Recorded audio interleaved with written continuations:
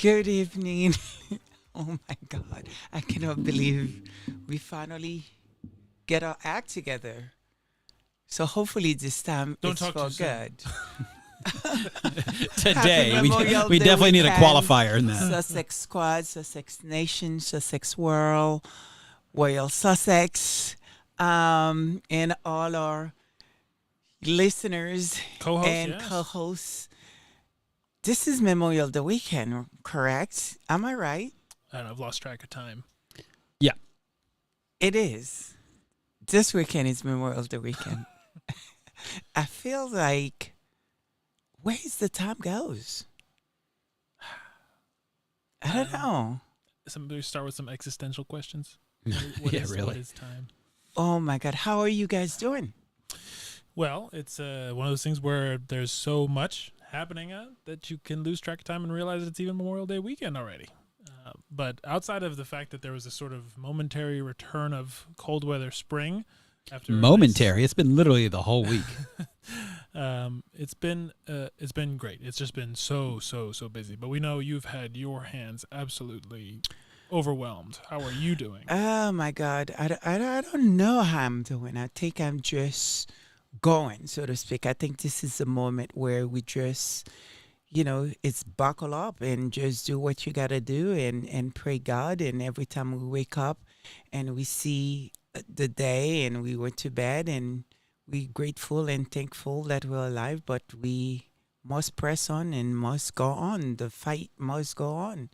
And so, yeah, mom, it's been a little bit struggle because she sort of almost stopped eating. So it's been an issue with that. Tried to get her to eat. So yeah, it's been very difficult. Anyone who has mothers that was going through that, that's sick, that's not well, and if you really, close to your mother and just watching her changing, everything about her change and try to adapt with this new person has been very difficult. But I have my people, the Sussex world, the Sussex squad, keep me, sort of going, Yeah. especially my brother, well, Sussex, who's been killing it over the week. It's like, my goodness, is a banger after another. I mean, the man is incredible. And I must say, I hope he protecting the way he goes about putting on his shows, if there's a way to do that. Because I've been in conversation in rooms, so to speak, with people that who actually modeling, from what I understand, his style on well, let me read that. Based on what I've heard around, that he is one of the person content creators that has nothing to do with the Royal Sussex. People that are not just joining or coming in or being online, doing what they do, styling and studying him and some other content creators what to do with their show, how to. Yeah, there's so It's an much I can interesting thing say. because there's But yes, I hope there's a yeah. way that he can actually protect the way he does his work and hopefully get paid for that, because I'm not sure if he has an agent right now, because at this point he should, that to protect his work, and sort of there's so many other ways that he can go, because he's certainly, people are listening, people you would never know that are listening to him, that doesn't particularly interested into royal content, but they are studying his style, they are studying how he sort of kept he engaged with his audience, and why that many of his audience will stay at 6 hours if he is on for 6 hours. So that has been steady, and that's been spoke to around, sort of people who know stuff, and I just happen to know. And so I hope there's a way that he can protect, sort of, his work, and there's nothing wrong. I mean, it's flattering people copying you. I certainly copy him sometimes. But if there's a way that what his work is, how he does his thing, he can be compensating for it. I hope he does that. We you don't know? copy Baron. We just play his clips. Well, we do. Well, that's with permission, of course. With permission. But anyway, to move forward, so what is going on? And there's so much happening. In the Sussex world, it's. I feel like we are in a place that there's a lot of questions that I have that I want to ask. Yeah. So, what is happening, Charles? What is happening? There's a lot cooking. We haven't been on air for a little bit, so there's going to be a little bit of backtrack. So we also kind of catch up from where we last went on. But first and foremost, most recently, I think it's just great to see what's been going on, and then also just seeing Harry and Meghan both actually just showing up and doing good and living by those words and not necessarily just saying them, but really putting his money where his mouth is. And what I mean by that is that recently, I'm sure you guys may have known, is that the head of a UK charity said that he was absolutely gobsmacked by a generous donation from Prince Harry after the Duke of Sussex underscored that he'll continue to support British charities despite losing a key legal appeal to restore his state-funded police protection in his home country. In a statement, actually, and this is actually from People, on May 21st, the Nottingham charity HIMA announced that the Duke of Sussex made a significant donation to the organization, and that the social justice organization works to tackle poverty, racism, and social exclusion. And the undisclosed donation by Prince Harry was actually made in January and will actually fund over 650 food parcels throughout the city. From what I understand, this is the second time, I believe in 2020 they had received 10,000 £10,000 from Meghan, our Duchess. That's right. And it is incredible.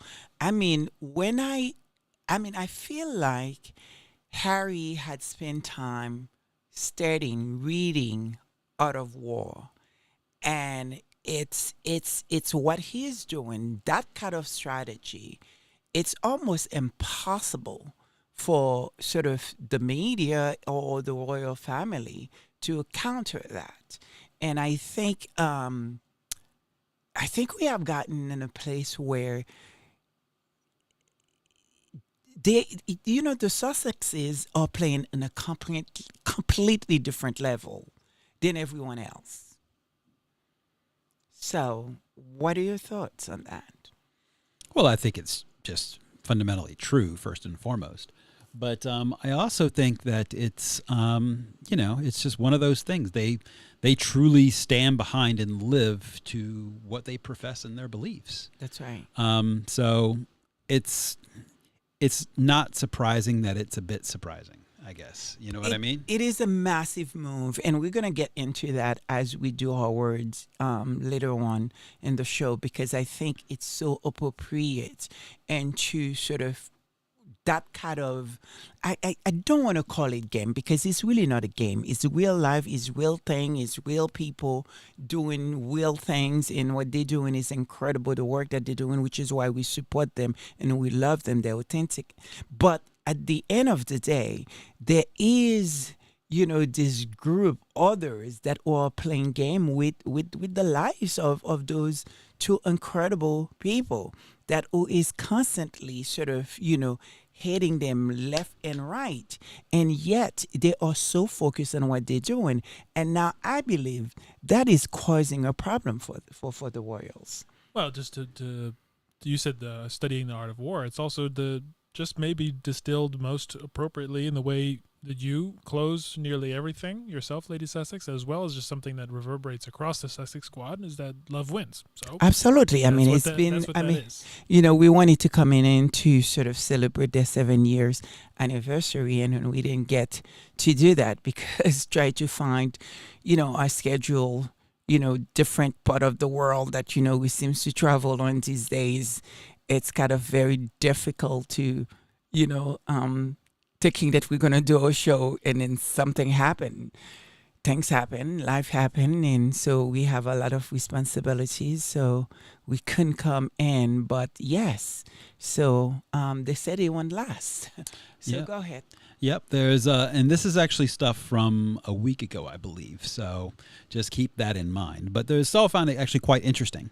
So first is that actually Chrissy Teigen, as well as Honje Andreas, has been announced that they will be on season 2 with Love Megan, which is actually really cool. Both are actually great guests. And then also, as I mean, we all know now, is that Meg and Harry went to a Beyonce concert, which there was a ton of press. They got a lot of really great photos. Seem to be having a fantastic time. It's almost, what did they mention? It's the concert part of their life or something was what it was. But it meant that they're just having a good time, and they finally went out to have a couple great date nights. They also went to James Taylor, which actually the guy holds a kind of special place in my heart just because I'm where I'm from. Oh, I didn't realize that you're telephone. I'm Telephone. James Teller, no? Oh yeah, well yeah, just because of where I'm from, he also Oh, he's really? also from the same area, and just have kind of local connections that way. Huh. Um, Interesting. I didn't yeah. know that. Mm-hmm. Well, no, I've told you before. But I will say though, one thing about our Duchess is that she keep sort of have this moment sometime that just engraved in people's mind, that only thing that you could call it iconic pictures, whether it was her going up the steps, on her wedding day, whether it was the time when she was in Brixton. I think it was one of their first visit, or when they were in Scotland. Then their last sort of what we will call too, leaving the royal family in that iconic blue dress with the wren, the umbrella. And I feel like she just have another one. Again, it's with that blue denim dress with Harry hold on to. It is that picture. I don't know. It just, there is something about that picture for me. It will go down history of one of the iconic, pictures together, and her herself in the picture. The thing is I don't think the lady can take a bad picture. Not at all. So it's just tough to choose Not one, at all. frankly. I No, mean, but she's- there is certain like even just spatial without elements. even like paparazzi shots when she doesn't even know she's being taken, having her picture taken, she still looks incredible. So it's pretty amazing. Yeah. So a couple other things. Well, before you go on, actually, Yep, let me interject. Please. Say hello to Church Nelly. Church and And Nelly. congrats on 9 months. 9 Yeah, months. that's right. Thank you. 9 Thank you for sticking with months. us. Thank you, guys. We are trying to get ourselves together and hopefully get back into a regular schedule as we sort of clear some stuff out that we need to do. But yes. And we've also got Connie Connie. Baumgarten. Connie. Yeah, oh my yeah, God. No one can do it like Baron, so I'm not even going to attempt to. But just Don't know that try, the feeling don't was try. there. Yeah, no. Cookies Love and cream and Connie. a whole bunch of wonderful people. Wonderful. co-hosts are here with Thank us. you so much. And just to echo the idea that you'd mentioned, New City Gardener put it in a good way. New City Gardener said, "Yes, I believe when you're true, it shines through. H&M are true to who they are and what they believe in." That's right. It's true. It's That's true. right. And we got that's what Majesty we're Sussex saying. report here now too. So Amen. everyone's showing up. Thank you, Yeah. guys. Thank you, guys, for On being this, here with us. Yes, On exactly. this Memorial Day Unscheduled weekend. kind of crazy Yeah. time that we just decided to pop in. No, we had to So- because it's like I missed them like crazy, and you guys Yeah. needed to show up, or else I would have done the show by myself.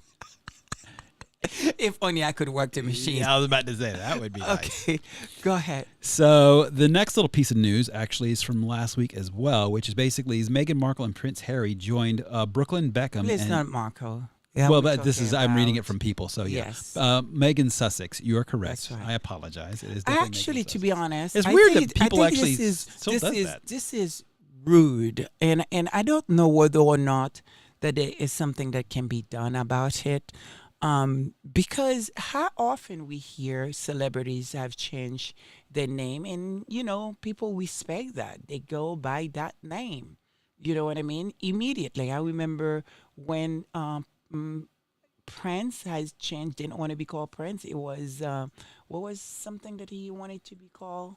Well, that was yeah. He went by Something, something. Yeah, you know, they sort of just called him formerly known as Prince Formula One or whatever the case is. because it was a wild Yeah, name. there's so many artists that are constantly changing their name or the way they want people to refer to them, and people respect that. And by now, you would have think that, you know what, people will just like, you know what, let go of that. But I do understand why they want to keep that, because it seems like, you know, if you start calling Sussex, then the problem is that, you know what, Google doesn't recognize anything filthy when people are searching on that. So that's why they keep pushing. I think, I don't know, but I think that's the reason why. But we really need to really push back on that and make sure that, you know what, this is who she is. She's married, and you know she have a title that she want to go by, and Yeah, what It's you her were- name. At the end That of the is day, her it's name. actually her name, and That's it's right. completely my bad. But I did read it just from People magazine. That's right. What you were saying, Majesty Sussex just said it the same way, Yeah. which we would say is that they keep calling the Duchess Markle because of search engine optimization, SEO. Yeah, They because switch I mean, over even our to lose channel, money. because you know, sort of, you know, at the time when I was looking for him, I didn't know what I was really doing, first of all, and I wanted to sort of figure out, okay, how would I call it? What is happening? Is it we're talking about a Cinderella thing? What feels like it, or you know, sort of, you know, and I called the channel like that. But like right now, I feel like if there's a way to change it, I would love to change that and remove the Marco from it. You know what I mean? It just kind of the whole thing. I don't know how to do that, but I'm You're just going to I'm commit to the thinking Sussex about Sunday it. service for the That's channel right. name? That's Yeah. right. That's Yeah. right. I want to do that because truly I want to respect their family name because that's what it is. You know what I mean? And so, yeah, go ahead. Yeah. Well, as I was mentioning, there was a recent dinner party in Montecito, and apparently there was a lot of tensions within the Beckham family, completely outside of anything else that's going on to do with Meghan and Harry. But obviously there's some sort of drama between what's going on with the son and what's going on inside. And then, as they understand it, actually, they happen to be at the same party that Meghan and Harry was, because obviously they're very close friends of Brian Robbins as well as his wife Tracy Robbins, who basically was throwing the party. And he's the CEO of Paramount Pictures. Yeah. And the couple was actually not personally invited by the Duke or the Duchess, the Yeah, they Beckhams were were not invited by even invited. They were somebody just invited else. completely separate. They just happened to be at the same party at the same time. And of course, people somehow try to tie these two things together, that somehow the drama that has to do with what's going on over the Beckhams has something to do with like Harry and Meghan, which is couldn't be further from the truth. And I think this is the reason why we're going to do the words that we have that I've chosen this week, because I think it is very important, you know, to look at this word and try to understand what is currently happening. You know, the fact that, you know, I felt, in my opinion, that now the royals or the media resort in to try to use other people like the Beckhams, you know, to, you know, pushing whatever it is that they're pushing, that, you know, somehow a Duchess she is sort of this demanding, this awful, horrible human being that will destroy lives, and now she's destroying this sort of, you know, intimate relationship between mother and son. That kind of, you know, thing that they've been trying to push for whatever how long they've been trying to do that, and it's still not working for them. Then I feel like, you know, the closest person that they can use is the Beckhams, and it's kind of really sad. This is where we have gotten, but nobody is biting. Yeah. Nobody is fighting. I feel like, and the fact that, you know, sort of in the Beckhams, of course, they are not saying a word about it, whether, you know, because, you know, like they said, they want, how does Wales Sussex like to say, they're looking for this Nightwood thing that, you know, allegedly. So it's almost like they're being used right now to fuel this situation that the Sussex have no time for that. Yeah, it's just You know, I mean, we're talking about people bump into people and people is in the same room with people does not mean you know them. And what would what the it anyway? has nothing to do with anything else. It's just people just trying to It stir is up trouble for no insane. reason. That's right. So the next thing that I have is that apparently King Charles actually had an increase in his personal net worth, according to the Sunday Times. Mm. So the publication released its annual rich list last week, and spotlighting some of the wealthiest UK's celebrities, including Lewis Hamilton, the Beckhams, as we already just talked about, Elton John, and of course King Charles.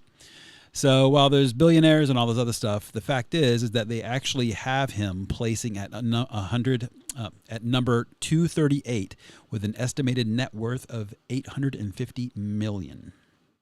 So now that's something, right? That's what's reported. But what I think is actually really interesting about this entire thing is the king's actual net worth is really hotly contested and is also not, perhaps, depending on your view of it, accurately reflected in this particular report, because it does not actually bring into account any of the crown or the estate's belongings to that name. So therefore, it's not attached to his personal quote-unquote portfolio, but obviously all that thing goes along with it. So all of the properties, all of the land, all of the money and the jewels and everything else, all the property that actually belongs to the crown is effectively his. Right. And none of that is actually being currently assigned to him as his current wealth, which I think is kind of weird. Normally, I would not be commented about someone money. I don't really care, you know, sort of you have your money, it's your money, however you get it, it's your money. It's not really not my business, you know, really how you get it and sort of, what you sort of do with your money. But what I do have a problem and why I have something to say about that kind of, having that kind of money, it's when you have your child that is in the need of security. When you have your grandchildren that is in the need of security, and then you supposedly have no money and or choose not to, or saying that, previously, allegedly, well, not alleged, because I think Harry actually said that in Spare, that there was no money for the Duchess, that she will need to go back and actually acting or doing. And which is funny because it's full circle. Now she is doing exactly what they wanted her to do, because according to King Charles, there was no money to actually sort of fund anything for her to pay her.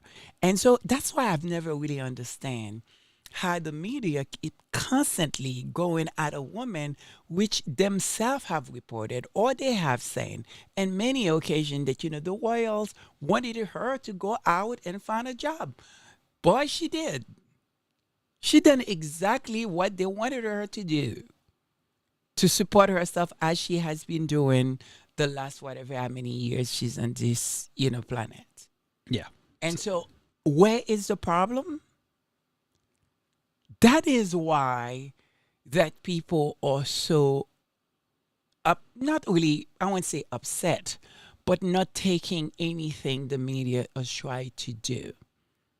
Because call her greedy, call her this, call her all the kind of name that, they have given to her, right? That would have only stick if you guys was doing something for her, giving something to her, or had given something to her. But according to you guys' own words, that she needed to go and make her own money. And based on what Harry reported, his own dad said there was no money to support it to her. And so now I don't understand where the problem rests. Didn't he say when he in Spare, when he recounted that, he was like, he said that when he heard it, he thought to himself, well, she doesn't eat much. I don't remember So I don't remember that part. yeah. But yes, so that's why people know that. People knew that, this woman had to pay for her own wedding dress. they know that, you know what, I mean, she was not being funny. I don't know, allegedly. Probably most of her clothes, I mean, she was taking care of Harry. They were using, Harry was using her credit cards. Do you remember the whole thing about that? She had a yoga, floating yoga. I remember all these things. For spending this, spending that, and everything. Whatever said, they all tried to pinpoint this woman as if like she was spending the royals' money, when all along she was spending her own money and taking care of Harry on her credit cards, shopping at IKEA like the rest of us. Yeah, that's It's why people have a problem. I think it's that, and I also think the fact is that at the end of the day, that $850 million that was reported basically came from the British taxpayer. Yeah, well, as I said, You know what I mean? So I think that's why people also they feel they have a right to mention something about it because they feel they've contributed to it. So I think that's what people. But now that people say knew, well, yeah, true, absolutely. But when it comes to the Sussexes, you know what I mean, and when it comes to Harry, to be honest, for King Charles to be king, to have a son, regardless what the situation may be between you and your son, this is your duty. This is your responsibility, because the world is looking at you. Everybody is looking at if you're not caring and taking care of your own son. So, I mean, what about us? Do you understand? If you're not taking care of your grandchildren. Yeah, I mean, Carolina Ramirez said the so-called king is shameless, and as a father, no words to describe his behavior. Thank you. I mean, it is absolutely, and the sad part is it did have to be. This man, you try to find out what would be her legacy. Does she have one? Does he have one? Whoops. about to say. Quick swap dear there. Lord. Does he have one? Would he have a legacy that's not wrapped up, sort of in the controversy of his wife, sort of in, as, you know what I mean? It's like not taking care. Deadbeat dad, is that how they call them? Deadbeat dad. Yeah. It is true. It just There's been doesn't make any sense. there's been a lot of talk about that exact subject. So I mean, to me, this kind of sort of thing, it's unforgivable, so to speak. There's no way to wrap your head on that. Regardless, this is your son. Not You only can that- be mad at him all you want, Not but only this that, is but your duty well, to that- taking care of him. that, but also as Gwen Daniel added, that Charles will not be able to carry a dime with him when he's gone. Absolutely. And the worst part is, let's think about this. This is his son that who not only, I mean, he deserves this. He deserves sort of, to have, sort of the royals, not just the royals family, but the people to support him and pay for his, because he served his country. He have served and put all of it on the line for everybody. And to me, at least in that sense, he deserved to be protected. He deserved to have his security being installed. or reinstated. Yeah. You know what I mean? Yeah. Yeah, and to that end, I mean, when you look comparatively, then you could start to see there's a fairly large discrepancy. That's right. That's why people are just, at one point now, they fed up. It's very hard to sort of, pass this, whatever it is that they try to pass in people's eyes, as if like people are dumb and stupid and not asking these questions. Because it's not like, families, have not fall apart before, have not have fighting, sort of mom and dad. But one thing that I've always hear at the end of the day, it's my son, it's my daughter, it's so you know what I'm saying? It's like you put your child first, your child's safety and your grandchildren. And it's almost like, do you not like your grandchildren? What have they done? What have they done? They are kids. And we know they need to be protected. So, how are you, as a grandfather, not stepping up and say, yes, I have issues with my son, but my grandchildren, they need to be protected. They are royals, they are 6 and 7 in line, and it is our job and our duty to protect them, and we will. Who could have said anything about it? At the end of the day, by not taking care of them, not going to make them less your grandchildren than the others. Carolina Ramirez said that rather than protecting Harry and his family, they are looking for a way to remove the titles in the House of Lords with the public backing. That is, I mean, you keep saying, and I don't want to say those folks won't do any crazy thing, because that's thing that I thought they would never have done, did done. But I don't see, so I think it just to keep the conversation going, that kind of suspense thing. It was not the same like when they asked, sort of, they wanted them to leave and then expect them to leave and they actually did. Or it's not the same when they asked them to repay for the money and everything, whatever the case is. And I guess they expect that they was not going to repay it, and they did. And to be honest, if they choose they want to do that, they can do that, because Harry and and Meghan had offered to give it back. And it would not going to change the fact that they are royals.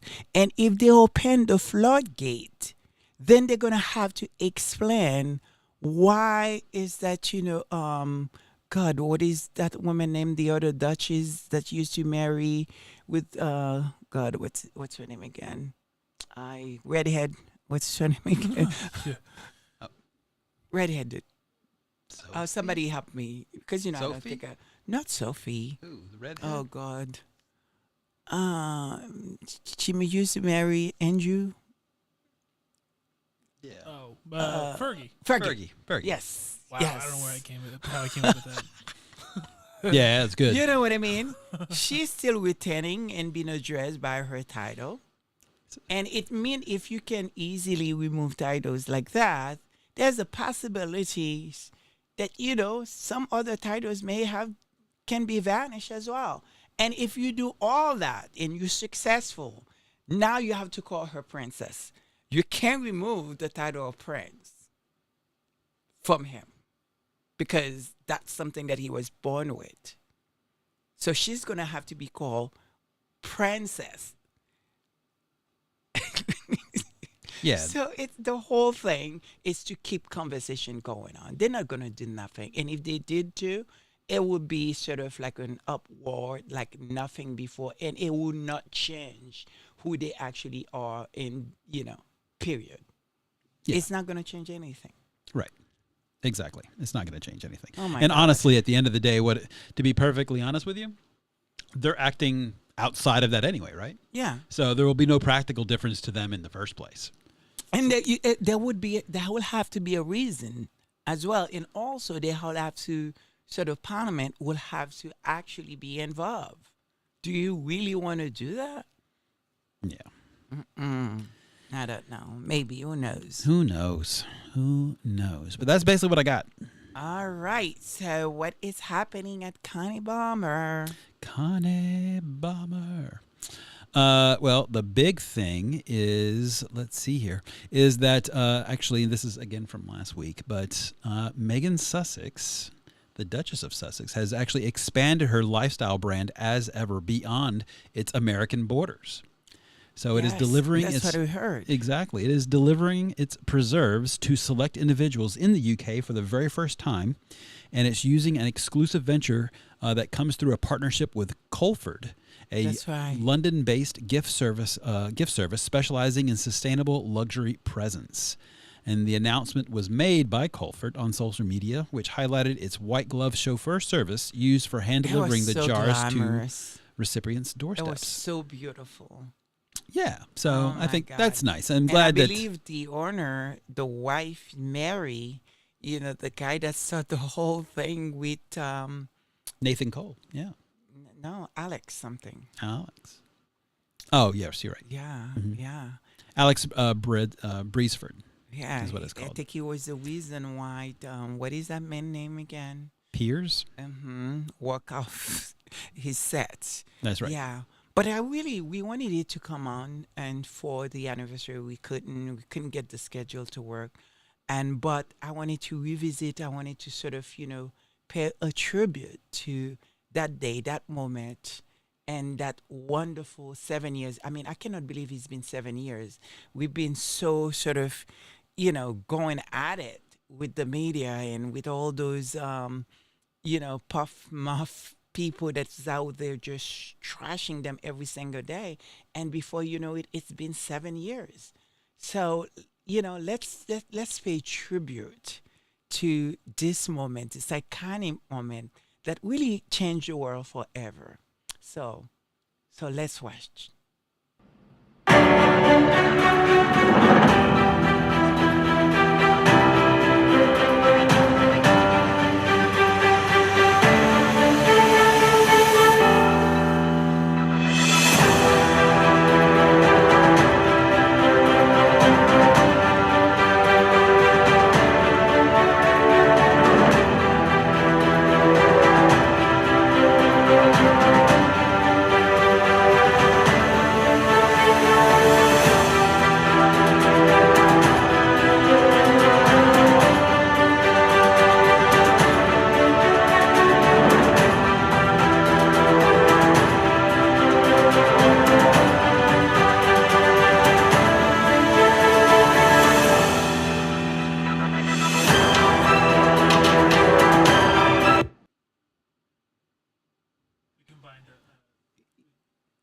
Yeah, We combined a rewatching with also a moment of silence.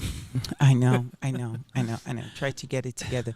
No, I mean, you guys know that I still very often watch that moment, especially her, arriving to church, her being in the car with her mother. That moment, it just there is something so special, so amazing, and it truly really changed your world, no matter how you looked at it, forever. It's true. It was a it's a day that will be in the history books in a perhaps hopefully if everyone does what they need to do in a way that reflects There's the so much. magnitude of it. There's so much. There was so much hope. There was so much sort of almost like, at putting the past in the past, especially, and I keep saying again, that moment of Charles, walk her halfway and being there and really in so many ways I feel like take care of Miss, Doria and everything, and even that woman that I sort of don't know who she is, that woman, King Charles' wife, like seeing them too, and I felt like there was so much hope for that moment to just say, okay, this is a new day. You know what I mean? And so those two going to do incredible things. And if you put all the four of them, like this could be the new ways of, entering, Charles' kingdom and everything. And things going to be, there was so much hope. And I feel that, it just, what a loss. Not just for them, for everybody. But we get to have them here and we get to watch them continue doing the wonderful, incredible work that they do. But what a statement that would be.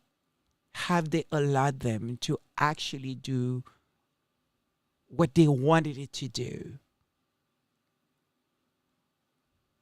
Ah, Lord have mercy. But anyway, let's get the service started. My goodness, we need to do our words.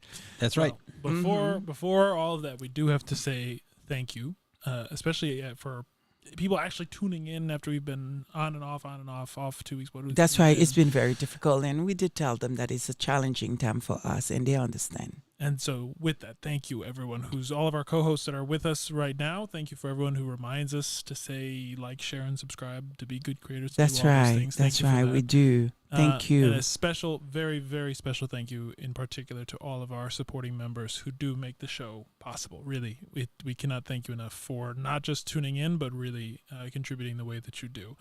It's And a as family always- affair. Exactly. As always, that is Patricoa Marcel, R.R. Carter, Antonio TC416, Black Queen, Church Nelly, Eve Balmer, Sylvia Fielder, V. Thomas, Bryce Thompson, Royal Sussex, Lydia Washington, Angela White, Chef Sandy Love, Dawn Robinson Gales, Diane Hawkins, Ingrid Soares, Avid Reader, Marvel Walker, Kate Castillo, Connie Balmer, and April Showers. Thank you all so Eve much. Bummer, too. Yeah, I said that. Yep. That's right. Yeah, so Now we'll move on to service after the very, very quick reminder, as we always do, that even though this is a church service, it's not evangelical. We're not trying to convince anyone to change their religion, change their beliefs.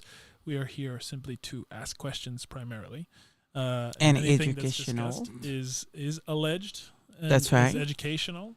All of the important caveats that are worth repeating again and again.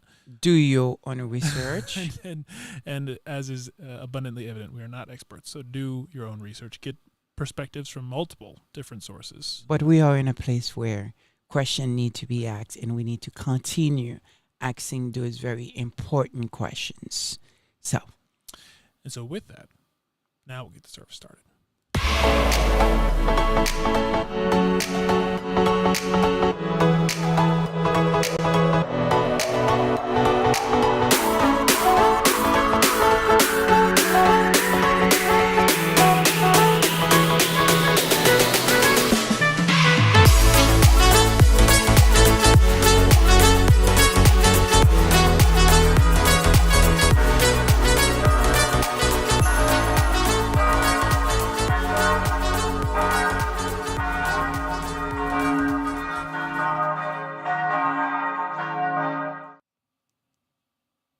All right. that's right. So, The bells have rung. guys, Royal Sussex Squad. Just straight to Royal Sussex. Guess who's on Sussex your mind? world. I know, exactly.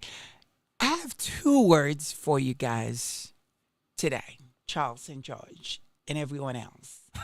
Words Royal that we Sussex. should think of. The first word will be self-aware, and the second word is redemption. And so what I wanted to look at really right now, how do we think the Royals are looking at themselves? Do they need to sort of have the mirror being put in their face? Are they aware of it, as well as the media or this moment? So I wanted to find out, where does this word come from, the meaning behind it, and what people a lot smarter than us have to say about those two words. So, Charles, where does this word come from? Self-aware. Mm-hmm. So self-aware actually was first used in 1876. Yes, and it's interesting because actually the Oxford English Dictionary counts 13 such compound words that utilize the word self in Old English. So it comes from actually in the Middle English, and it actually reemerged in the mid-16th century. So what self-aware really means is the awareness of one's own personality or individuality. So Right. that is actually the meaning and the only meaning behind self-aware. Wow. Okay. Got some really interesting things Okay. for both of these words. I'm very excited for both of these words, I have to say. Let's go, George. The first one for self-awareness is a journal titled The Influence of Self-Awareness on Human Behavior. The person who becomes self-aware is more likely to act consistently, be faithful to societal norms, and give accurate reports about him or herself. That's the title. Incredible. I Incredible. think they communicated most of the things they needed to communicate in the title. They got the memo about the too long didn't read thing. This is by Robert A. Wickland, published in the American Scientist actually back in 1979. And the one maybe bit to add beyond the title, which really captured the most important essence of it, which is that the person who becomes self-aware is more likely to act consistently, be faithful to societal norms, and give accurate reports about him or herself. Said that late in the 19th century, William James went to elaborate lengths to characterize the structure of the self. The self, as an object to be known, was for James a multitude of interconnected components, incorporating almost everything one might ever associate with the concept of the human self. On one level was a material self composed of body, clothes, family, of home, listed in decreasing order of centrality to the self. James also spoke of a social self, encompassing the conglomeration of social norms and attitudes incorporated by the person, and more general than the first two was the spiritual self, having to do with the contents of a person's consciousness. So beyond the sort of the clear takeaway from the headline, the title, about the implications of being self-aware, is just a useful sort of structure of being self-aware is also important of how you think about what a self even is. There's physical, social, spiritual. This is incredible, because I'm wondering, is that's where the problem began or started for the royals and as well as the media over there? That how much someone that they wanted it to be sort of the spare, they called the spare, it's so aware of himself in a way that they didn't realize that he did. And is that because when you see how much stuff they throw at this man, how they try to belittle him, how they try to bring him down and call him as if like he's not a man, he's easy to be manipulated by this horrible, woman, and that's taking advantage of him and took him away from his family and all that. And yet it stands still. And you have, someone on his arm, which is his wife, a lovely Duchess, who have been aware of herself since she was 9 years old. Although for a quick moment, it almost felt like she was losing that with those people. And she was aware of herself enough to know that, well, this is not for me and I'm ready to walk away. And so maybe perhaps the media have never encountered, and I'm talking about the Tabloids? the tabloid media, encounter someone who's that self-secure, self-sure of themselves. And that is why, sort of they are in trouble. Or even the royals who, based on what's reported now, we are learning that, they had given them 5 years. And here they are 7 years later. Exactly. And there's something that going to add into the chat, as Carolina Ramirez asked if someone could send where the link is to become a member. So we will put that in the chat right now. Thank you for it. Wonderful. Even Thank you so Thank you much. so much. Thank you so much. But just to expand upon that idea, it actually dovetails really nicely into the next journal, thinking about Megan as really a great example of someone who knows oneself. And there's actually a lot, I think maybe, it's a Socratic thing, actually, the whole idea of know thyself, right? That's so right. Megan does that. But the next journal is titled, Who is the quote-unquote self in Self-Aware? And says professional self-awareness from a critical theory perspective.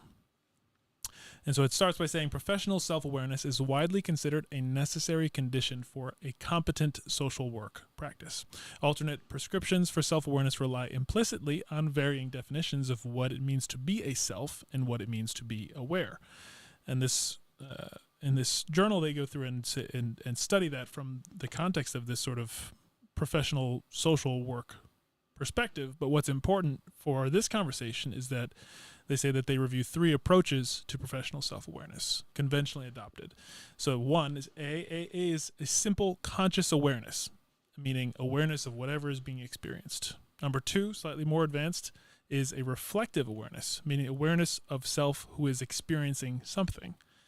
And C is reflexive, not reflective, reflexive awareness, meaning the self's awareness of how his or her awareness is constituted in direct experience. And so when you're talking about being self-aware, there's questions that we talked about, the self, whether there's material, social, spiritual, and there's also, when do you even mean when you're saying to be aware? Is it just the fact that you're experiencing things, or are you recognizing that it is not some outward thing, but it's actually your experience of that thing, or even how your experience is constituted as a part of the entire overarching thing? There's multiple levels of that. And so Megan, again, just being one of those examples of someone who knows herself and also has that sort of higher level of self-awareness. I wonder if that's really actually the secret. Why is that not only they just so successful, and why they are playing in a very different level? Because when you looked at what is going on currently with the Royals family specifically, and as well as the media, you started on, see these folks, it feels like they unaware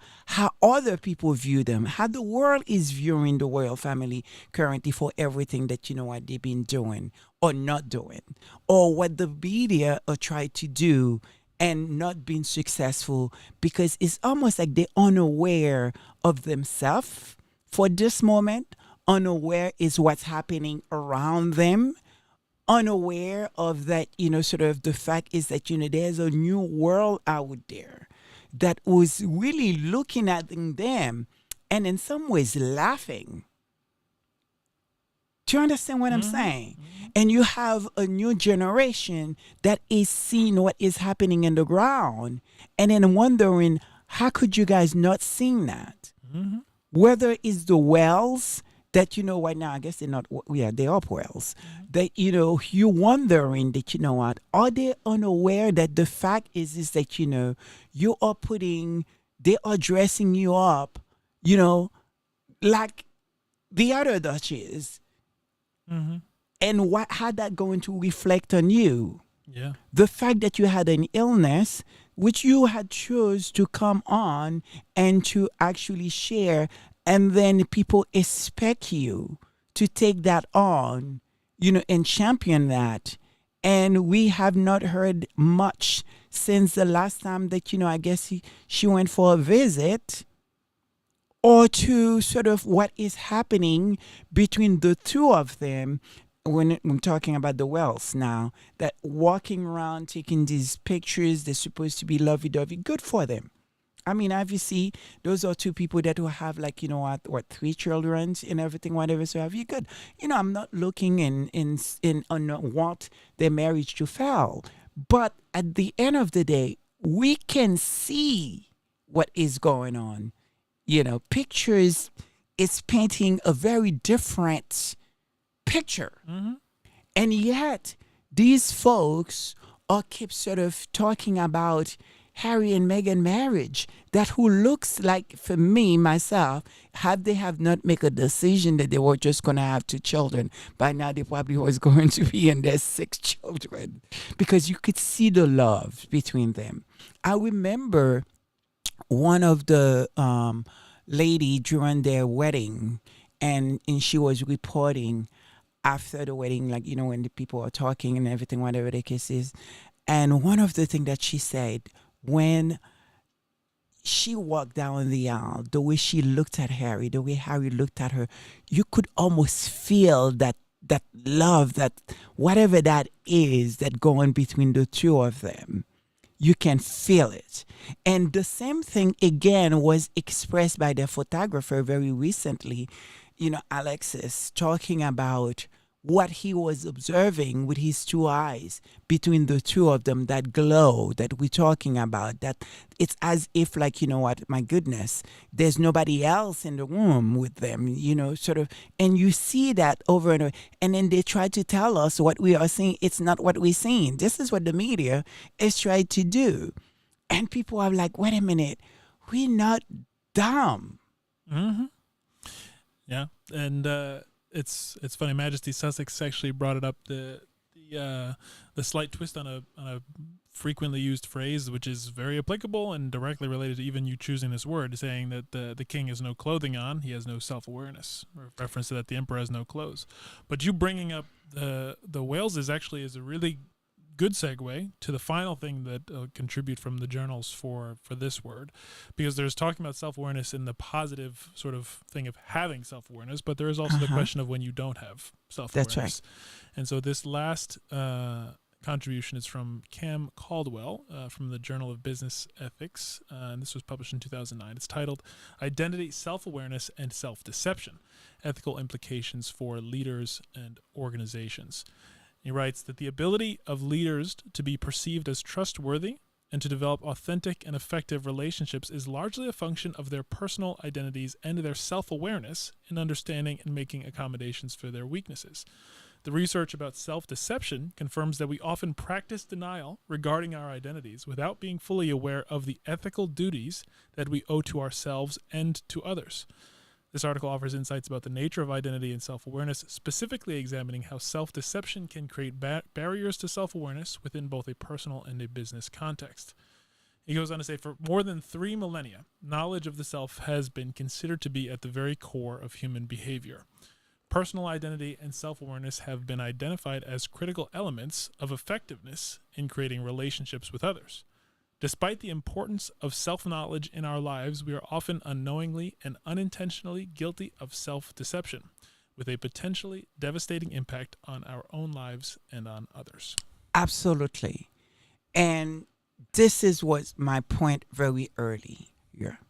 So when you looked at King Charles now, who's a king, and to not what feels like, based on what Harry's saying, not supporting your son, not sort of, want to pay for his security, his children's security, his wife's security.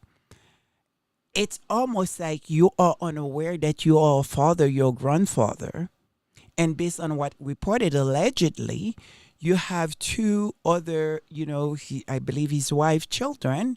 I'm sure they have securities. Very recently, it was reported that, he purchased a home near, I guess for his wife, I don't know. I believe, how do you not looking at how people is viewing you and seeing you? Or you are not sure of yourself. Where is the insecurity about your own son that was out there making you proud, making the country which you ruled over, do an incredible job, and have not put a faux pas, and had choose a wife that brilliant. Mm-hmm. Do you understand what I'm saying? Yeah. You could say anything that you want. Those 2 people, it's what's holding the whole thing together, in my opinion. And it's also diminish some incredible work that Charles have done himself that many people don't know about, and probably would never know unless you really into him like that to actually have done that research that could have been right now publicized. And I could see him and his daughter-in-law would have getting into some, incredible things and doing some incredible things in the world. It does not mean that, you lose your hierarchy. It doesn't mean that, you lose sort of, who's first, who walked behind who. You don't lose that. It's just that you dealing with a different system now. You have, you're ruling over, this commonwealth that was nothing but people of color, black people. You, in England itself, is such a multiracial place. And right now, you for people to see that now you have a someone that is biracial being a part of the royal, what that will say about them. The brilliant this woman is, it's what the royals needed. And the fact that you tell me, it's been saying King Charles is no dummy, is not a but doing a lot of what I feel like silly, that's stupid.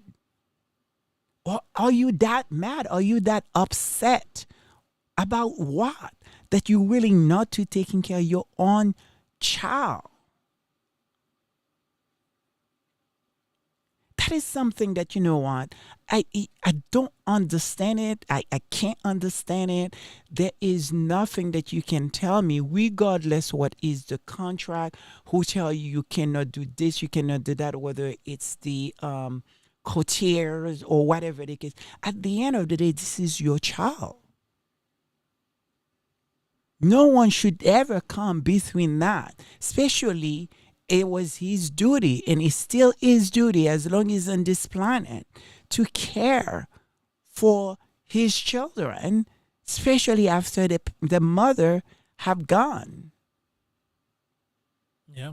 Yeah, it just makes you wonder, like, the what if, right? Because there's so much that could have happened if they had stayed in the family and they were treated in the way in which Absolutely. they had, they were supposed to have been. It is It's something. it's pretty incredible when you do that kind of thought experiment in terms of like the kind of good it would have done the overall firm and royal family, as well as kind of the impact they, Meghan and Harry could have had themselves. Well, The only thing I think, and just to reiterate it, because it feels important and maybe not as obvious until you say it out loud. It kind of makes sense when you say it, but it's worth repeating. Is what this author said is that when you think about self-awareness and you think about maybe if you are lacking self-awareness, the sense might be that you're just hurting yourself, or that there's the damage. The implication is just on yourself. and it's also But the reality of what the author is saying is that you actually have an ethical duty, not just to yourself, but to others, to be aware, to be self-aware of your own weaknesses, and to be able to understand that in how you operate and how you deal, because it's not just about the impact it has on yourself.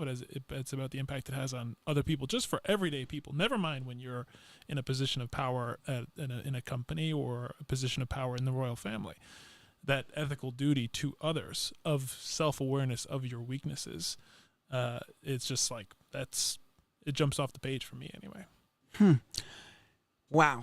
Is there any more that you want to read? Because That's it for the journals. I The thi- one thing maybe to add from Lit for Sussex is that they write that self-awareness comes after self-deception and denial have been admitted, but they continue to try to make the world believe a bunch of lies. that's right. That's right. Yeah, if that first step is admitting a thing, is definitely that's definitely true. But is it though? Now we're gonna move on to the word of redemption. Is there's a possibility this is where maybe perhaps we are starting finding ourselves in where there is movement and what we will hope that will be redemption, or can it be? Is it possible? Well, we'll have the conversation with the starting point from Cookies and Cream. Said the Unroyal family has done irreparable damage to the reputation and credibility. The mystique is long gone. So the question is, in that starting point, is there? That's still, right. Is redemption still possible? Is it possible? So, but before we get into it, let's understand this really incredible in a very strong word, the meaning of that word. Sure. So redemption actually is from the 14th century and comes from the Middle English. And it's kind of comes in two parts, because this is redemption in and of itself is actually a noun, but the true root of the word is actually an adjective. So the noun is actually the act, process, or the instance of redeeming. And what redeeming is serving to offset or compensate for a defect. Interesting. Interesting. As redemption, you have to redeem. You have to redeem yourself from something. So that something would have to be what you're trying to offset, whatever negative thing you had in the past, or to compensate whatever damage you may have caused in the past. That's right. So it cannot exist without something first. And I think before you go to read whatever author we have choosing this week to read after, I want you to play, our Duchess video. And I think it's a very important point. Why that redemption need to be the kind of conversation that need to start being talking about because of the damage, and why we've been defending her, why that people defend her, and why she herself, her own self-aware, and why it's important that, right now, what we are seeing is that, where do you go when you try to start something with the beacon? Where do you go when you sort of putting out there, or they sort of, they are less popular, when people know that is not the case because the evidence is proving so much very different. So we have, in one hand, defending these things, but at the same token, it's almost like I feel like those stuff, it's happening. It's worth saying that they are looking really, really, really bad. But let's listen to, our Duchess first. American women, as part of the suffrage movement, didn't want to be called suffragettes. And yet this term, coined by one man in 1906, has stuck as part of a movement. And I think when you look at that and you look at it through that lens of the power of one person's influence in the media to be able to shape an entire movement or way of thinking or even an ideology or an identification. So even though in that article, the point was not about the term suffragette, what stuck with me is the ability of influence. And if it's only coming from a patriarchal lens, how that's shaping everything that we see. And whether you actually read the article or not, this one or any other one, I think what's so fascinating, at least from my standpoint and my personal experience the past couple of years, is the headline alone, the clickbait alone makes an imprint. That is part of how we start to view the world, how we interact with other people. And I think there's so much toxicity out there in what is being referred to, my husband and I talk about it often, this economy for attention. Yeah, but now is the attention that they are looking for. It's, I won't say fading away, but they're not getting it. Is it time? Can they redeem themselves? So, George. Yeah, so, well, I don't know about for everyone who's listening in, if they feel the same way. But certainly when I hear the word redemption, the first place it goes to is certainly one of a religious context. Mm-hmm. And so this first journal is actually by Samuel Dickey, published in the Biblical World back in 1912. And it's titled Christianity and the Hope of Social Redemption. And actually, I just found I could probably read the whole thing just because it's that fascinating, but we'll spare everyone. Just read a short excerpt from the beginning. But what he writes is that religion and hope are inseparable. The man who is without God is without hope, and he who is without hope is also, we may be sure, without God in the world. Every sacrifice, every prayer, every religious aspiration has been the expression of hope for better things. Faith and hope are twin sisters, and one is not born without the other in human hearts. Christianity is a religion of hope, he writes. Through all the ages, she has rescued the fallen, encouraged the desperate, consoled the afflicted, comforted and inspired the dying. Yet she has done so largely through but one phase of her hope, that which concerns the individual. Her hope for the race, for mankind, Christianity for the most part forgot. Christianity had to rediscover in the days of the Renaissance humanity she is only rediscovering today. It is most surprising, however, that Christianity's hope was originally social rather than individual. Its beginnings go back to the days of the Hebrew prophets. Then, it has been well said, the very subject of the Hebrew religion was the nation, not the individual. Israel was Jehovah's chosen, not the individual Israelite. The latter has been a part of the promises only as a member of the nation as a whole. Israel's government, her laws, her national institutions were the outward expression of Jehovah's will. It is this that we mean when we say that her form of government was a theocracy. It is not simply the Hebrews had a state religion. In a sense, their religion was their state, and their state their religion. In consequence of this, the morality of the prophets insist on particularly is not the morality the prophets insist on particularly is not private but public. The sins they denounce are not so much those of personal and private life as those of the nation, of its rulers, and social classes. The conscience they strive to awaken is the community's conscience, not the individual's. And the forgiveness they promise to repentance is the forgiveness of the nation as a whole. And it goes on, it goes down, he even just bring it in terms of where he specifically brings in that word of how redemption applies within that context, but even just that grounding of the importance of hope to that idea, and also that it's not only an individual thing, it's also about us collectively.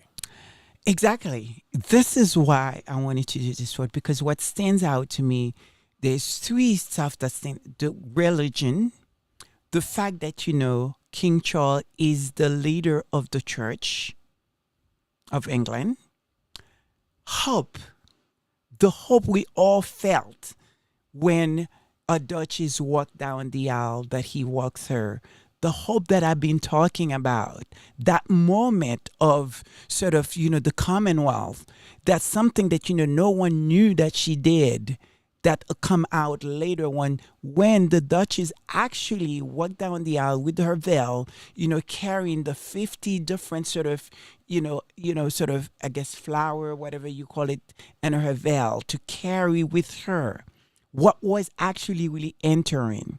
What we saw, the choir that performed, things that I've never seen before. Do you understand what I'm saying? Mm-hmm. And that hope, have everyone feel that sunshine, that incredible moment to see, her Duchess mother sitting down there, a dark-skinned black woman with dreads, the representation of that. What everyone felt, whether if you're biracial, if you're black, there was a moment that just gave us hope. There was a unity in that. And on top of it all, that King Charles, that who he become king, and that we all understand that, he's the leader of the church, and we are seeing everything that he's doing. And we don't understand, because this is a man that's talking about faith.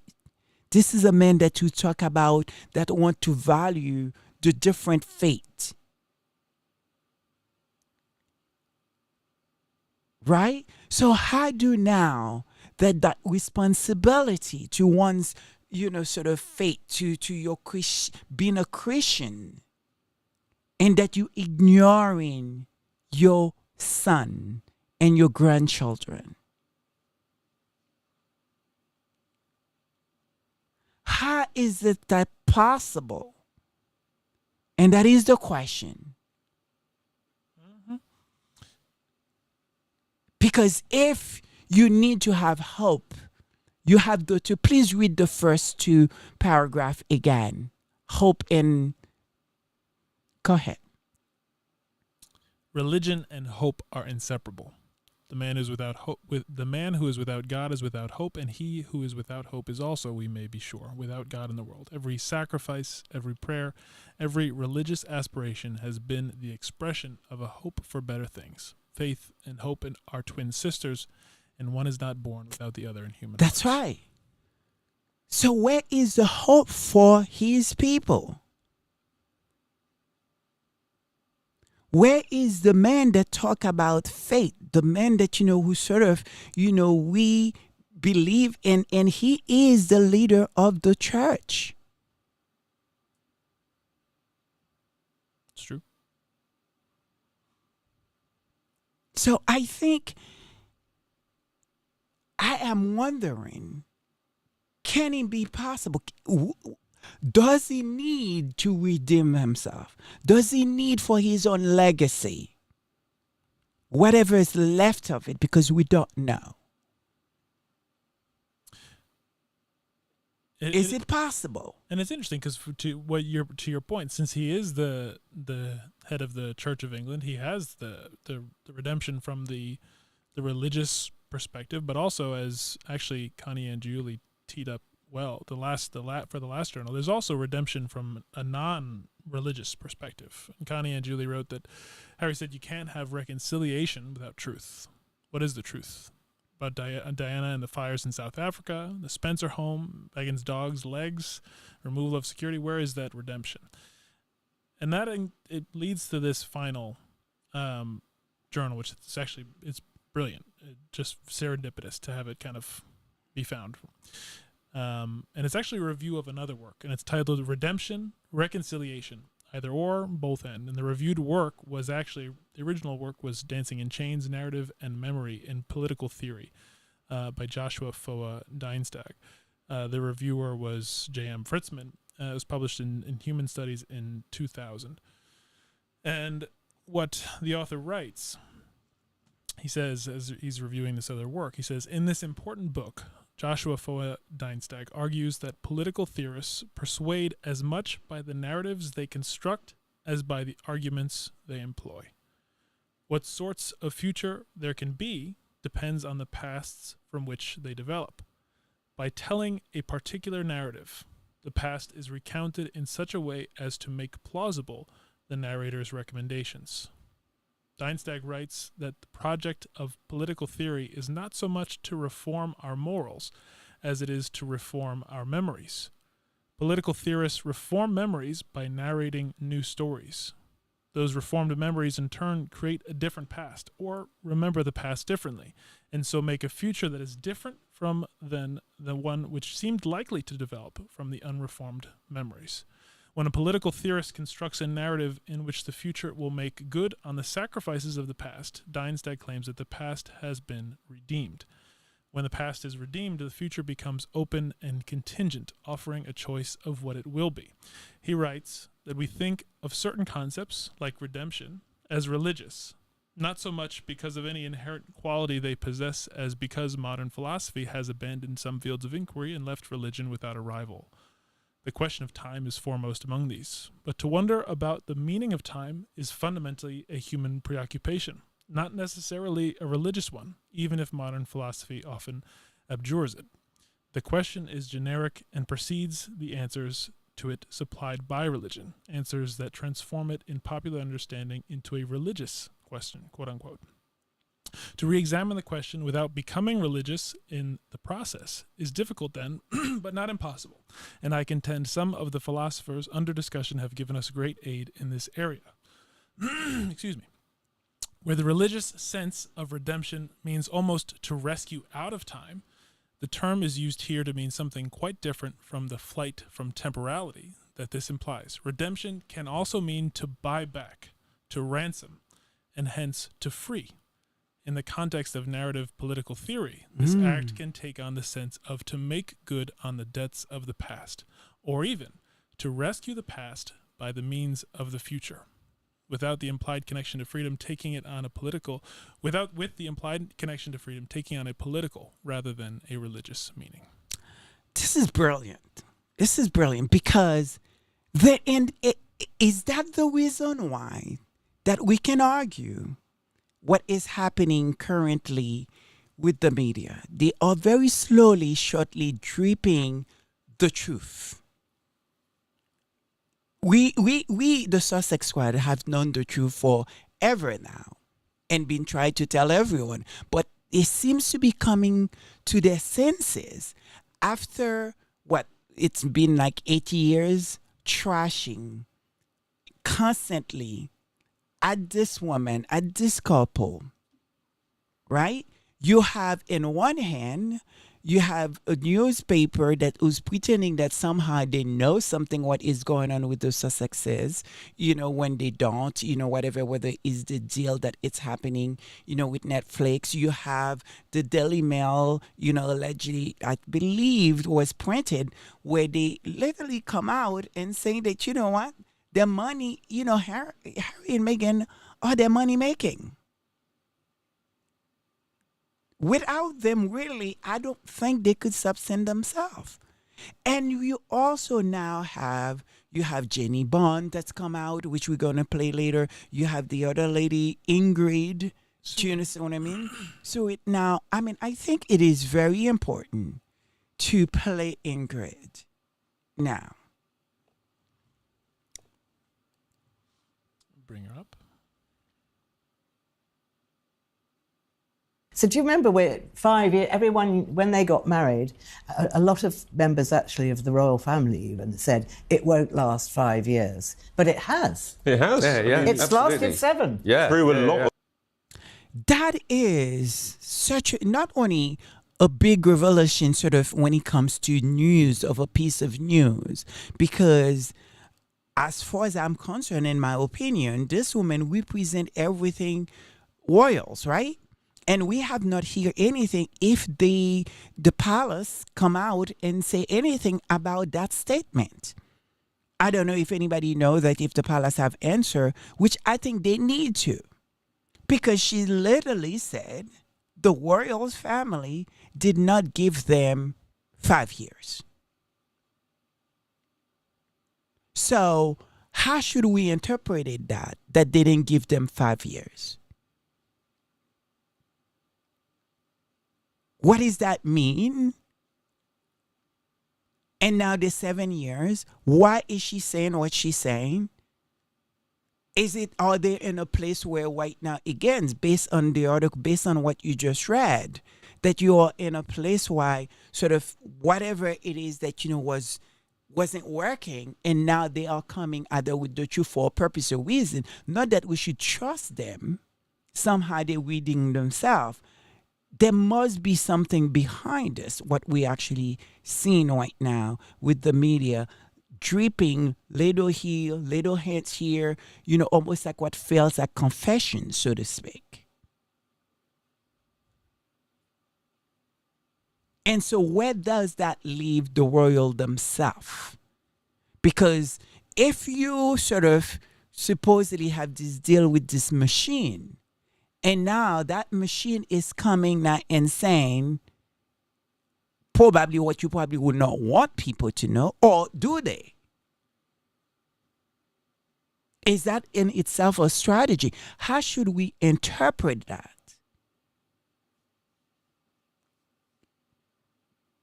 Is it too far gone that they unable to redeem themselves, even if they are telling the truth of things that we already know? Is it to cover themselves? Is it to protect themselves? So they have on record that, at somehow that they have, tell the truth, sort of they could pinpoint and say, well, I talk nice about, well, it's not my fault. Or passing on the blame, so to speak. How should we interpret it, what is currently happening, where from time to time they will drop something that's feel like not a revelation to the royal to the Sussex says, or to the supporter of the Sussex says, but people now can just pull this record and said, here we go. Yeah, and I think this author actually has put it probably better, the best I feel like I may have ever heard it, in terms of explaining why that is important to think about in the context of those artifacts of stories of things that have been put in the media. Because what he writes at the beginning is that the what sorts of future there can be depends upon the pasts from which they develop. And so by telling a particular narrative, the past is recounted in such a way as to make plausible the narrator's recommendations. He writes that the project of political theory is not so much to reform our morals. It's not about changing what you believe to be true or changing the values that you have, as it is to reform our memories. Mm-hmm. And they reform memories by narrating those new stories. So now if you take that idea and you apply that to what you're bringing up here, Lady Sussex, with this occasional almost confession-like revelation of the truth of what's actually been going on, what that does create is pretext for a later date to go and be used in the construction of whatever that particular narrative might be. Whoever wants to be creating that narrative. Because Absolutely. that gives them latitude to then say, okay, we're going to tell this narrative, or we're going to tell this narrative, or we're going to tell this narrative, depending on maybe how things that are outside of their control play out, right? Maybe they want to have that flexibility to say, okay, well, depending on what actually comes about, we're going to have now with these different things that are displayed, we'll choose which ones we want to show or not show, and that's going to enable us to then tell a narrative that works for how we want to steer things going forward. But as a king, you would have think that, a part of the job is to sort of taking all these things in, or the people that he has working for him, because they are aware they're somewhat aware what people are saying. Whether, there is manipulation on the word, or they defend what they need to be defending and step out and say things, even though, they have told us in the past, no, what was the model that, no something, no explanation or something? What was the word? Oh God. Supposedly the royals don't speak, they don't talk. Right? Mm-hmm. They have this thing that no explaining, no something, whatever. Yeah. Yeah. So now they seem to be all the time explaining things. Because I don't think that, the palace is expecting Harry when he comes out and talk about reconciliation. They did not expect that, because they would have on that, because we know that how often that we had here, the late queen, oh my God, grandma, she's 96 years old. She doesn't see her grandchildren. She needs to, all that. Now they had starting doing that with Charles, but now they no longer can do that. Yeah. And God forbid if something were to happen to Charles, they cannot even put that weight on Harry, because he's already out there acting and talking about reconciliation.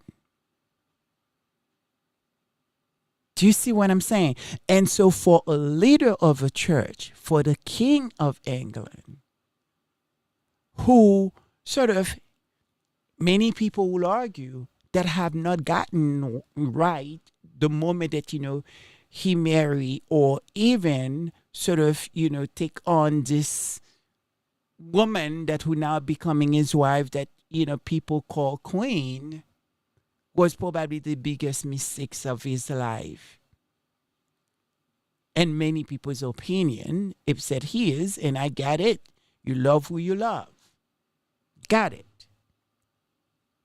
However, where I think that, people have problem and will continue having problem, it's just the fact that you have two beautiful grandchildren that you should be spending your all years now getting to know, because those will be your descendant. Your son who continue uphold what the queen had set forward and say that he will uphold the queen value, and have done that in the most beautiful way, carrying the torch. In so many ways, I will argue, in my opinion, is the only thing that we can see, or at least I can see, that's making the royal look any kind of way good. It's those two, the Sussexes. Because we barely see the Wells. When we see them, we see one of them at a game, and it's something is going there. I don't know what's happening, and I wish him well. And the other lady, the lady that is married, what's her name, Kate? I don't know what's going on there. Like you see her, you don't see her. You know nothing what is going on. But these are supposed to be public figure. We do take an interest on those public figure people, because they're supposed to be the one that, who's going to be king and queen. And yet, what we are looking at, the people that is behaving and acting and doing what you would expect, one would expect that a king will behave like or a queen will behave like, is the Sussexes. As a matter of fact, one I believe it's a hôtesse de l'air. How do you say it again? Flight attendant Mm-hmm. calling a duchess queen, and I'm starting noticing something that people, just regular people, almost addressing or using the word queen. And this is how they view her. And I wonder what the impact will be on the royals when it's time for them to choose the next king and queen. Is it more important than ever that they need to find a way of redemption? Because I just feel like there is a flood coming in. And as much that, many of us, included me, don't see a world where it will be good for the successors to take power or to just thing. But I fantasize what that could look like for a generation.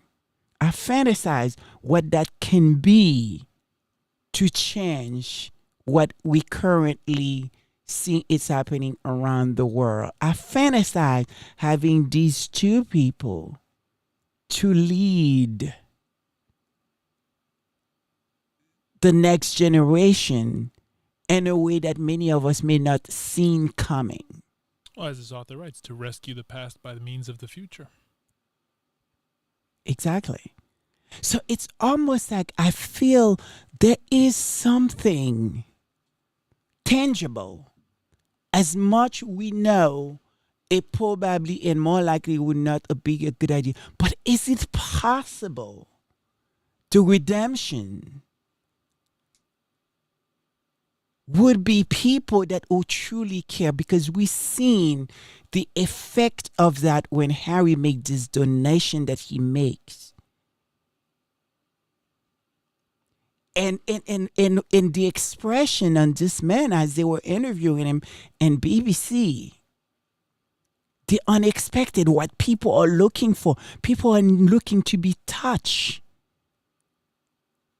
People are looking to feel, because it's almost like many of us feel numb with whatever is what's going on, numb with the situation in our life, numb of not understanding the world, that we have so much to give, we have so much to do, so much life to live, but there is something that we feel like we are numb to it all.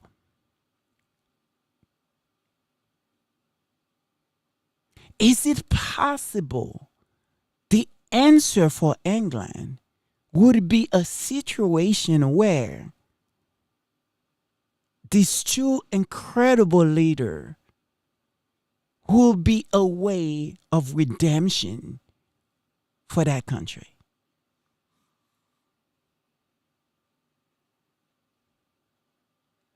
Now, do you believe the country requires redemption, or just simply the institution? The country is not their fault in so Correct. many ways. So the institution, yes, that I'm speaking about, but it's because looking at that, how do you uphold, how do you continue, sort of be the representation of Commonwealth that was made of people of color, and having your own sort of England that was, again, continuously becoming just a multiracial place. And the young that who come out for that wedding, the young that was expressing, that was crying, and that was voting, that was doing, that hope that we talk about. how are we going to be able to go back that place? Because not that I would not want to see, the Wells be successful and take under, but is that what people need right now?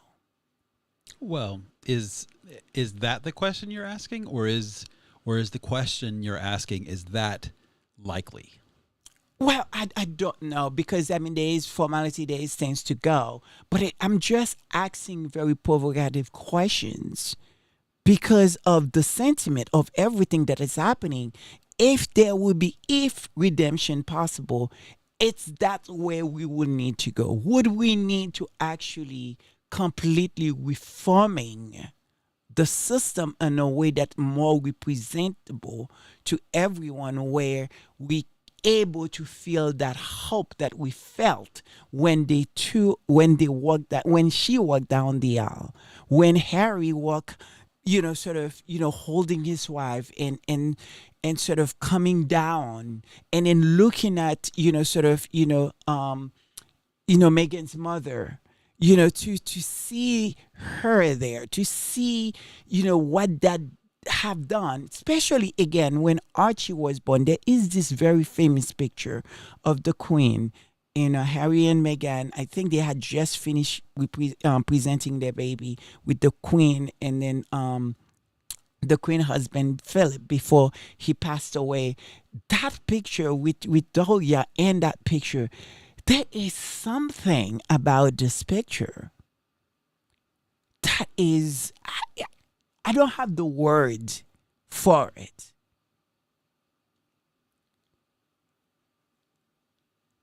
But as a Christian, as someone that would believe in redemption and believe on forgiveness and believe on in that, we are much closer to each other than we're not. But we need each other, but we also need leaders. We need people to lead us. We need people to believe in. We need hope. We need hope. Because we felt, many generations, my mother's generation, felt that hope with Diana when she walked in Africa, sort of, in the Lynn Mile things that, she did. When she sort of shake hand to, an AIDS patient, the hope that she gave to that community.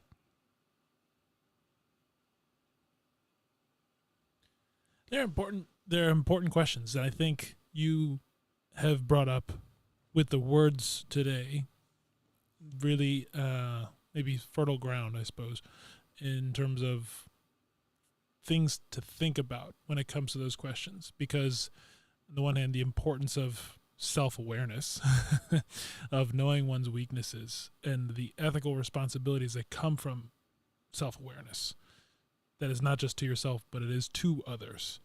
And that redemption, that hope, that whole thing, that idea of being able to rescue the past through the future, that is not even necessarily, there's religious context to it, there's political context to it, but it is also importantly not just an individual thing. It is a collective thing, it's a social thing, it's a community thing. And so you're asking the question right now of what does redemption look like? To me, starting to think about what an answer even might be, the head goes to those words of self-awareness, and it being an answer of plurality, an answer of many parts, of a social answer, rather than multiple people. Certainly leaders, but leaders plural, Wow. Anyway, I hope we think about all this word, but it would be very interesting, Charles, to see what did God actually say when it comes to redemption. Sure. Actually, it's funny because as I was doing some research on this, there's like one verse that just over and over and over and over again came up as like the verse when you start talking about redemption. And it's Ephesians chapter 1, verse 7. And it says, "In him we have redemption through his blood, the forgiveness of sins in accordance with the riches of God's grace, which I think sums it up fairly well. It's so incredible because I was actually watching, I believe was Claire and also this content creator that who summarized this really incredible, like when you have self-aware, when you've been through so much and so much being thrown at you, how do you answer? Let's play that clip.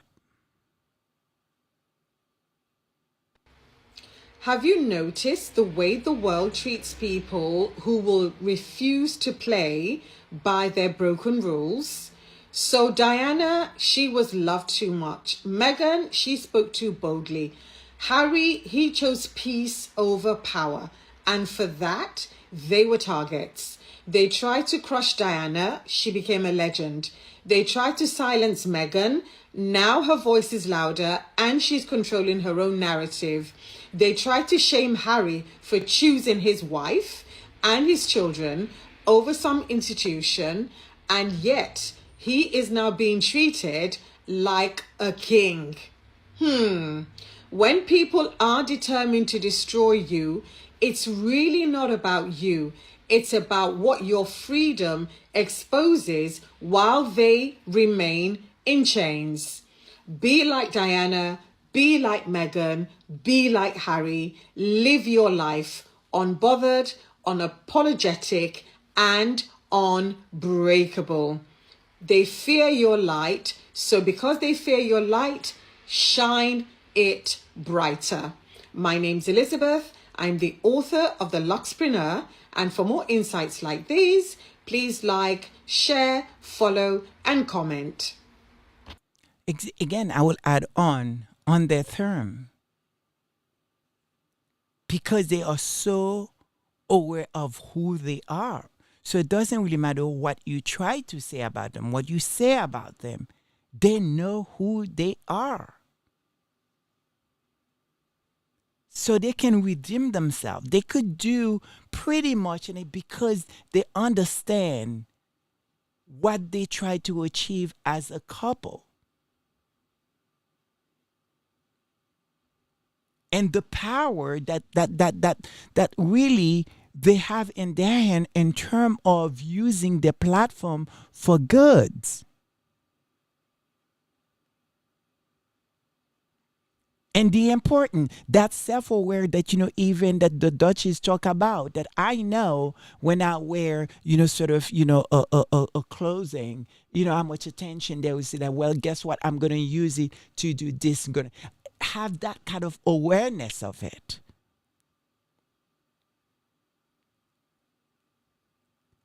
Making a difference.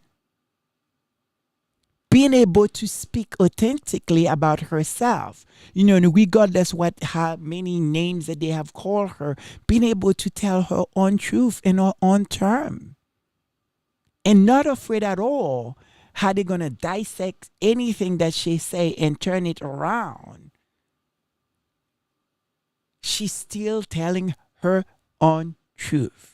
Yeah, Cookies and Cream said that ungodly family expected to keep controlling the Sussexes in the narrative. However, they no longer have any control over Harry and Meghan. The Sussexes have taken total control of the narrative. Absolutely. And that is the reason why that I feel like, we have reached a place where when pretty much anyone that who want to put a story, any story when it comes to the royals, or any sort of high society there, it seems like to me the only way for it to even get traction is to attach Harry and Meghan.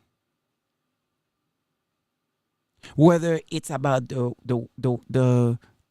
wells, whether it's about pretty much almost like it's almost like even sort of content creators or other people that who particularly nobody ever heard from. It's almost like if you want to get some traction, just mention that say something, whether good or bad, about Harry and Meghan. You're going to get traction.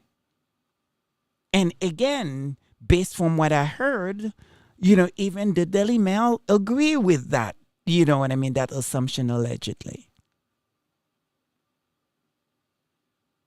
This is what keeping them afloat, it seems like.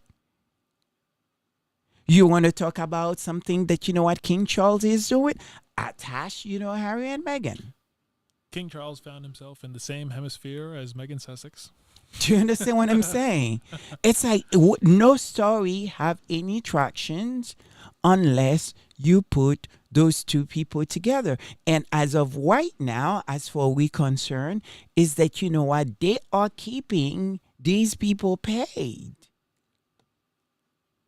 These people that which we believe that had the most incredible job to do is to look after the nation, after people. We're putting amazing news. There's so much is happening around the world, but yet what it seems to be selling is stories that whether they know what's going on, don't know what's going on. It's about Harry and Meghan. We need to put that. We need with the hope that will bring people. Maybe they'll see some story that we meant for people to see.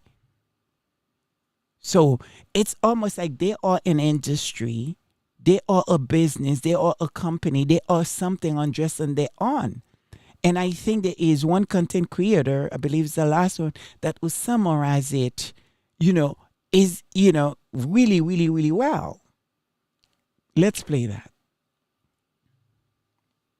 British press doesn't hate Harry and Meghan. They depend on them. And brain-dead consumers keep falling for it like it's gospel. The haters? Loud, loyal, and proudly low IQ. If the UK tabloids stopped writing about them tomorrow, half their headlines would vanish. And so would their profits. Since 2020, over 74,000 articles have been published about Meghan alone. That's not journalism. That's obsession turned business model. Now compare that to Kate Middleton. In the same time frame, Meghan had 843 articles printed. Kate, just 144. And while 43% of Meghan's coverage was negative, Kate's was only 8%. That's not just bias. It's deliberate image manipulation. The British media has mastered the art of perception warfare. They build one woman up as the perfect English rose, while demonizing the other as a threat to tradition. Then sit back and profit off the chaos. They're not informing the public. They're brainwashing them. One clickbait headline at a time. And the saddest part? So many people fall for it. No questions asked, no critical thinking, just parroting headlines from papers that would sell their own monarch for ad revenue. And then the haters. The keyboard clowns who foam at the mouth anytime Harry and Meghan breathe. They're not outraged citizens. They're unpaid PR interns for a broken tabloid system. Loud, gullible, and dumb enough to think their obsession is righteous anger. They don't realize they're not fighting for truth. They're just clout chasing in a circus they'll never profit from. Let's be clear. Harry and Meghan aren't a scandal. They're a business model. The press doesn't hate them. They need them. Desperately. Because without them, the royal beat is dry and the headlines are limp. The British press doesn't expose corruption. They are the machinery of it, and they rely on the brain-dead public to keep feeding it. So ask yourself, if they stop talking about Harry and Meghan tomorrow, what else would they have to sell you? And why are you still buying it? I don't think there's anything else I need to say to follow this. But I think it's very important that we leave this question again. Where are we going to be in 5 years? When it's time to sort of the next coronation, what would we have?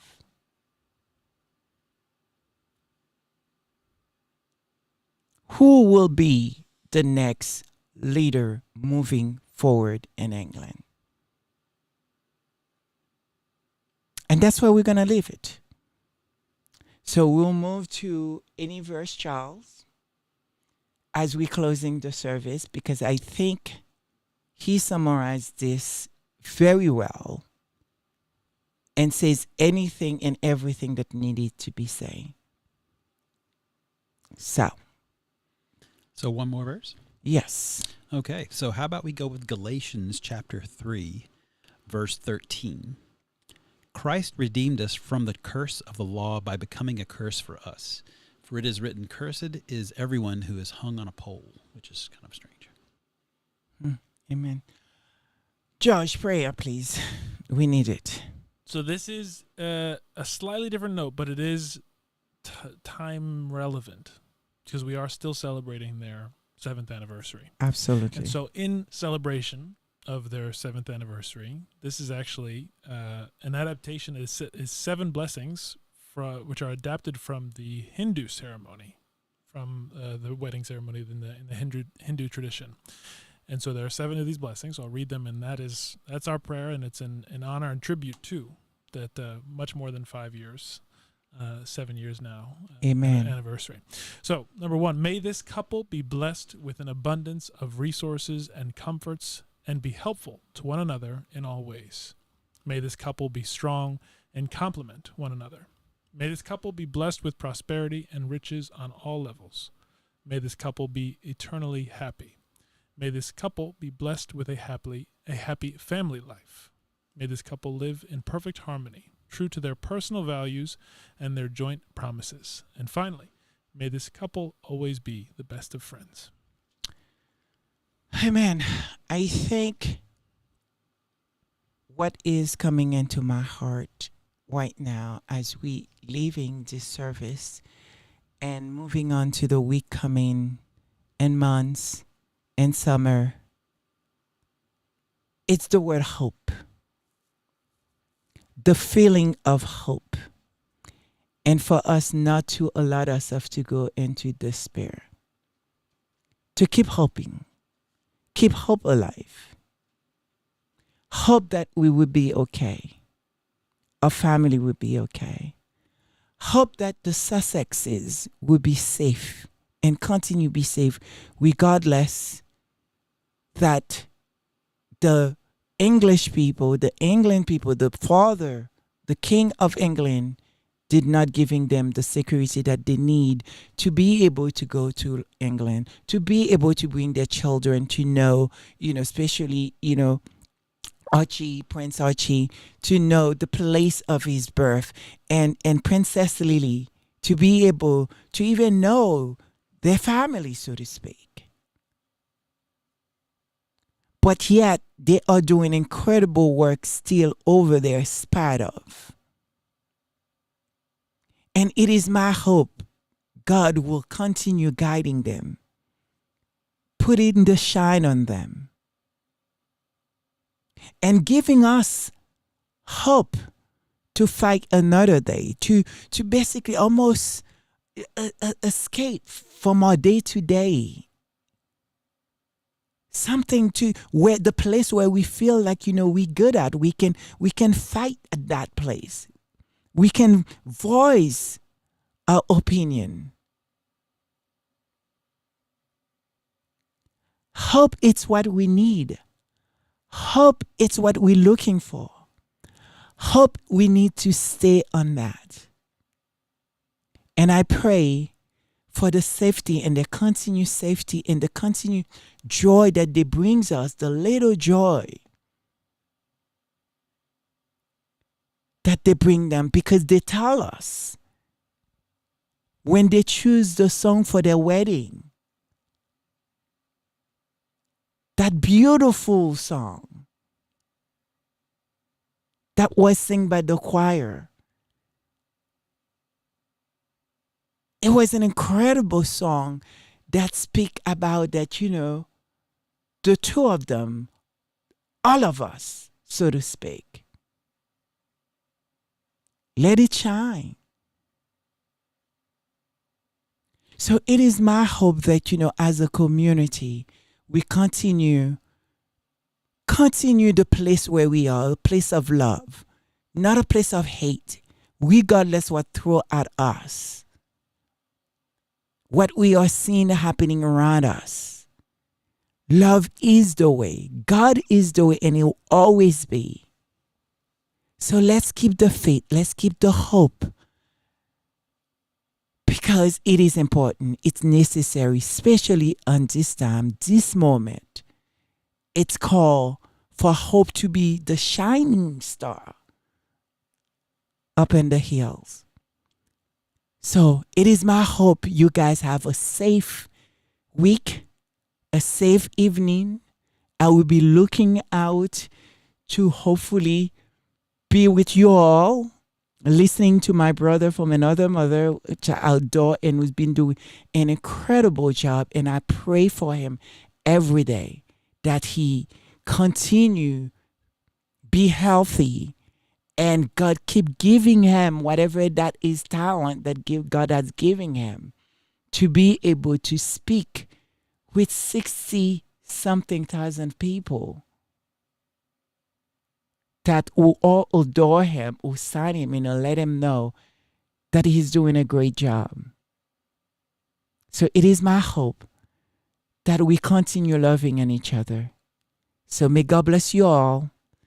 And I hope and pray that we will be back, continue with our schedules on Sunday, hopefully every Sunday. This is my hope. And I'll do my best because I truly enjoy being with you all. So may God bless you. Love win always. Love is the way. And there's no place for hate, no matter what. Even when hate is being thrown at us. Let's keep hope alive. Good day. Good night. Happy Sunday. Love you all. Good night.